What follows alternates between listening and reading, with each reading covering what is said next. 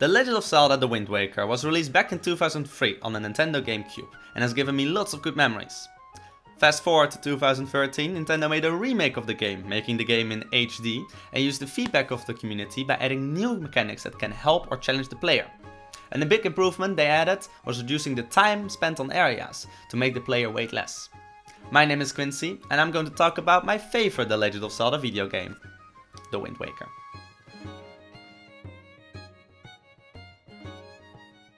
This game gave me lots of smiles on my face and made my imagination and creativity grow as a child. Whenever someone mentions The Wind Waker, I'm seeing Link sailing on the great sea with the seagulls flying by next to him, while the sun is rising in the horizon and hearing the beautiful soundtrack play. It makes me feel like an adventurer and part of the video game world.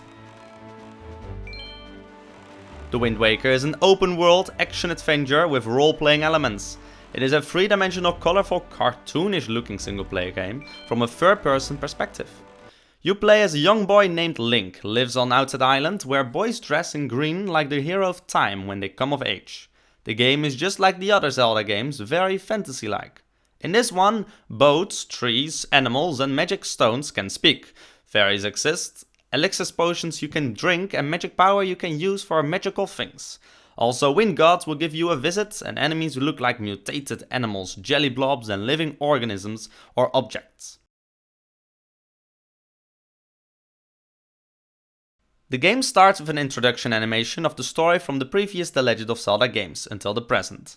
After the introduction, you see Link getting woken up on the outpost and surprised by his little sister with a birthday gift. Link gets his sister's telescope and is being asked by his grandmother to wear the official green tunic. Then we see a pirate ship chasing a big bird that dropped a young girl in the forest of Outset Island. You are going to check if the girl's doing okay. She appears to be a pirate captain, Tetra, and she's doing okay. But on your return, the bird reappears and kidnaps your younger sister, making you furious. You get invited by the pirate crew to join them on their ship to help you search for your sister. After finding your sister and not being able to rescue her, you're getting thrown into the Great Sea. You wake up at Windfall Island on a talking boat by the name of the King of Red Lions. He tells you more about the man who is in charge of the kidnapping of young girls, Ganondorf. An evil door that has evil plans in his world. In order to rescue your young sister and defeat Ganondorf, you need to be more prepared and obtain the Master Sword. But that ain't so easy. You'll need to go inside multiple dungeons with puzzles and enemies, unlocking new items that change the dynamic of the game and defeating Ganondorf's bosses. The first goal of the game is to rescue your sister from Ganondorf. Secondly, find the 3 pearls of the gods and activate the 3 legendary beacons. Thirdly, find and obtain the Master Sword. Then upgrade your sword in the Earth and Wind Temple. Next, obtain the Triforce of Courage by finding all the Triforce pieces on the Great Sea to regain access in Hyrule. Lastly, defeat the evil Ganondorf. Link can always talk to the King of Red Lions whenever the player doesn't know what their current goal is. I think the beginning of the story is great, mainly because you were not the chosen one to defeat a great evil. The reason of jumping into this adventure is of a personal reason, that being your sister getting kidnapped and you trying to rescue her. Knowing your character not well yet, you do feel empathy with Link when his sister is getting kidnapped. The game does this well by showing pictures of the family in the house, listening to the villagers around the village, and your caring grandmother. Link can walk, run, jump, swim, crawl, sneak, climb, fall, sidle and hang on the edge of a cliff. Besides his main movement abilities, there are also multiple items to unlock that help you in your adventure by solving puzzles, defeat monsters or getting through obstacles. After the telescope, you get yourself a sword and shield to attack and protect yourself. You will learn these mechanics fairly early on in the game, because you have to protect yourself against the evil monsters in the forest where Miss Tetra fell in. You learn how to fight by training against the only fighting trainer on Outset Island, Orca. He will teach you all the different mechanics. One of these mechanics is to lock on objects or enemies. This is a very important mechanic that is very useful in combat and makes your life a bit less difficult. Later in the game, you will upgrade your sword and shield into a Master Sword and Mirror Shield, making you even more powerful. Next up there's the Wind Waker. This is no weapon, but it is an important aspect of the game. It is part of the title and thus the core mechanic of this game. The Wind Waker grants you the ability to change the wind direction, time of day and 4 other spells. You will unlock the Wind Waker on Dragon Roost Island from the King of Red Lions. On your journey you will collect more items, for example the grappling hook, which you can use to get over cliffs and higher platforms, but also stealing items from enemies. The deck you leave is next on the list and will be obtained in Forest Haven. This leave is important due to its movement possibilities. You'll be able to fly over gaps and reach areas you wouldn't be able to reach before. You can do this for a certain amount of time, depending on how much magic power you have on you. The list continues with more different items. The Picto Box, bottles, boomerang, bombs, hero's bow, skull hammer, fire and ice arrows, power bracelets, iron boots, hook shots, light arrows, and so on. As you can see, achieving these items will be rewarded by a fascinating animation, shiny particles, and an exciting sound effect. By giving the player these kind of feedback moments, it reminds me that I'm progressing in the journey and that I'm doing a great job, as well as giving me more creative ways on defeating enemies and getting through obstacles. Every single item has their own unique mechanic that changes the dynamic of the game every time. It inspires me as a player to get creative. The last major mechanic in the game is sailing. In the Wind Waker you need to travel from island to island and make sailing therefore an important aspect. On your boat you are able to sail, which is as simple as pressing a button. However, there will be enemies and obstacles on the sea which you need to dodge or hit in order to prevent getting damaged. You will also be able to fire bombs through your cannon, as well as retrieve treasure from the bottom of the Great Sea with your grappling hook, which you can use as a salvage crane.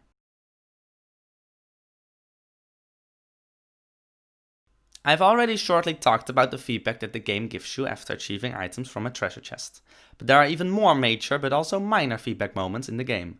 The NPCs in the game interact with Link. Whenever Link is getting close to the NPCs, they will look and or walk towards Link.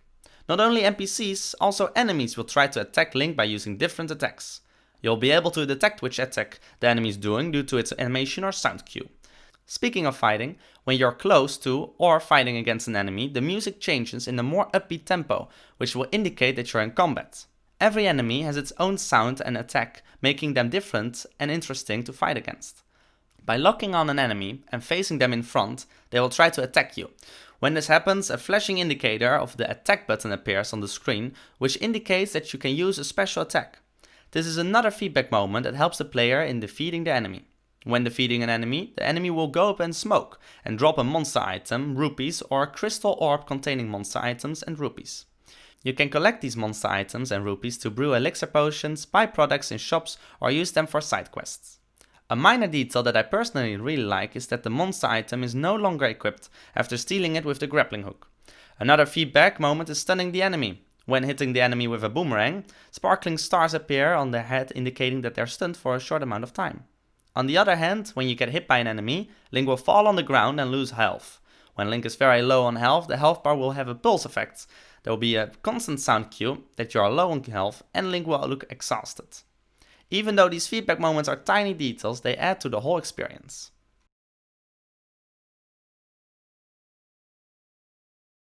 To make games fun, it is important to learn your audience. Now the question is, who is the target audience for the Wind Waker?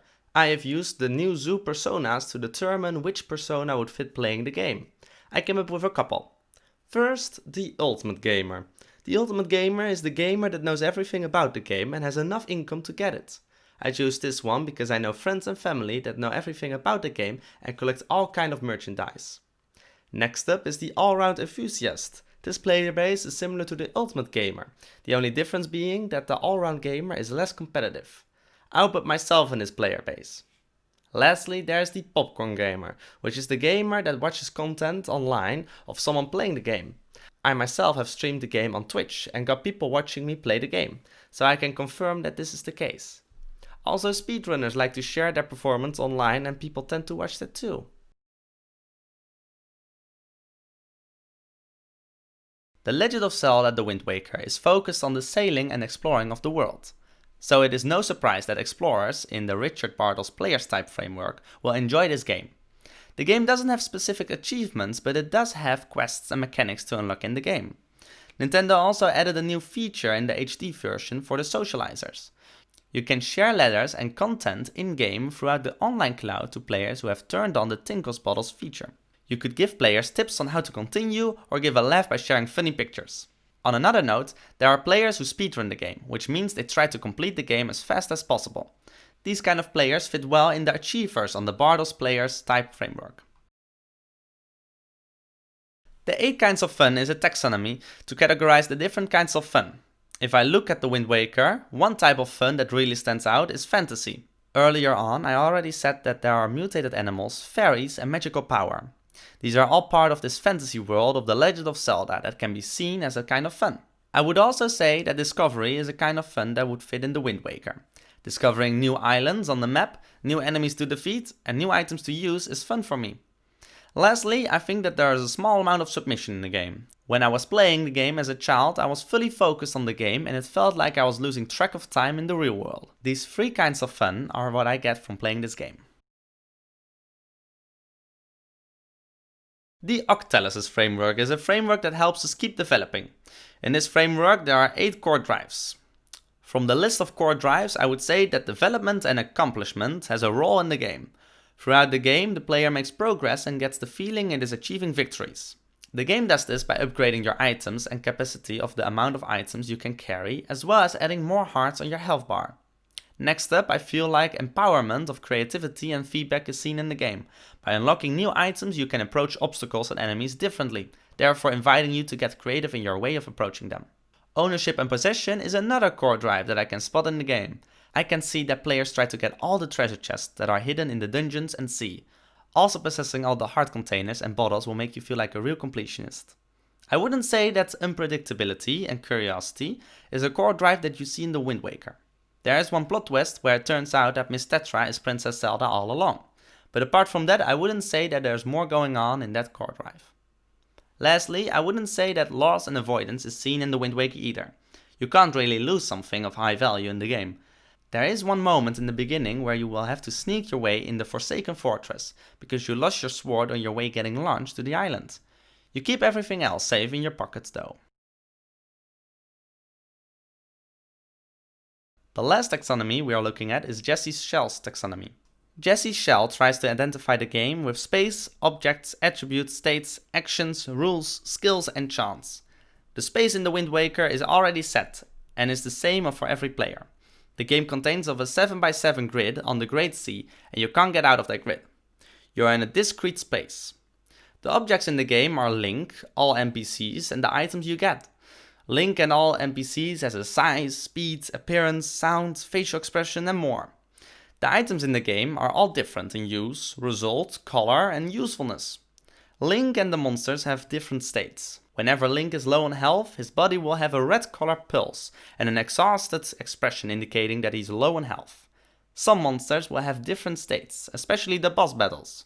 The first boss battle will show in what kind of state it is by the broken armor on its skin. In the game there are operative actions and resultant actions. Operative actions are all the actions that Link is capable of doing with his items or body, for example using the boomerang. The resultant actions are not strict programmed actions but are the result of operative actions that are already in the game. For example, the boomerang, grappling hook and sword are all different items with different operative actions. But by using these actions in a certain order, it makes it easier for the player to defeat the enemy. Next up there are the rules. The rules are very important and well explained. In the beginning of the game you will learn all the basic mechanics by talking to the villagers on the island. After unlocking a new item you get a short description of how to use it and test your skill with the item in the very same room. Speaking of skills, the physical skills on how to use a controller are not that difficult. However, you do need to switch items quite often in sticky situations. Also, the Wii U version has motion controls for aiming, but moving the gamepad is not a requirement, because you can also aim with the buttons on the gamepad. The puzzles in the Wind Waker aren't that difficult and therefore you don't need to use the maximum amount of your mental skills for these puzzles. There are no social skills required for playing this game. Lastly, there's chance.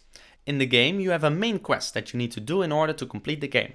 However, when obtaining the Wind Waker you are free to go anywhere on the map. Keep in mind that you won't be able to access all places at the start due to the items you haven't unlocked yet. There isn't much random in the game. All treasure chests are always filled with the exact item and the NPCs and the monsters spawn at the same location. While there is only one thing that is completely random, and that my friends is the sploosh minigame. Kaboom! Oh! Which one? This one? Thank you for listening to my critical review about the Wind Waker. I am aware that I haven't discussed about all the certain topics of the game. But I did talk about the topics I wanted to discuss. Also, this is my very first review about a video game, so I would like to hear your feedback as well as any questions or opinions about the game or what I said in the comments. Enjoy the rest of your day.